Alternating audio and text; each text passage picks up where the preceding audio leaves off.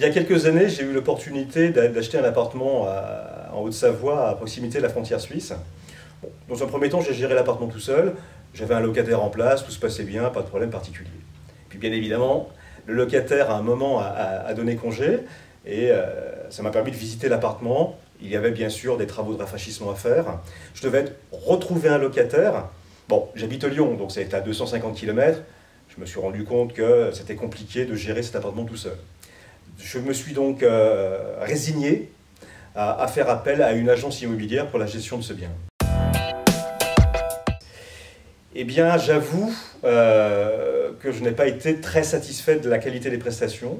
Entre le suivi des travaux, les différents devis, les entreprises, la sélection du locataire et quelques errements, globalement, j'ai perdu 3 à 4 mois de loyer dans l'affaire.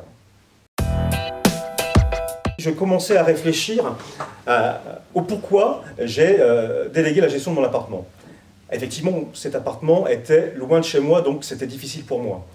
Et j'ai commencé à imaginer une communauté de propriétaires investisseurs qui s'entraident, qui sont comme moi, qui me ressemblent et qui sont comme moi propriétaires investisseurs. J'aurais eu un membre de la communauté à proximité de cet appartement, je n'aurais jamais délégué la gestion. Et en réfléchissant, on peut également imaginer des propriétaires, même ceux qui ont investi très proche de chez eux, mais qui gèrent leurs biens et qui ont peut-être assez d'être seuls face à la gestion de ce bien.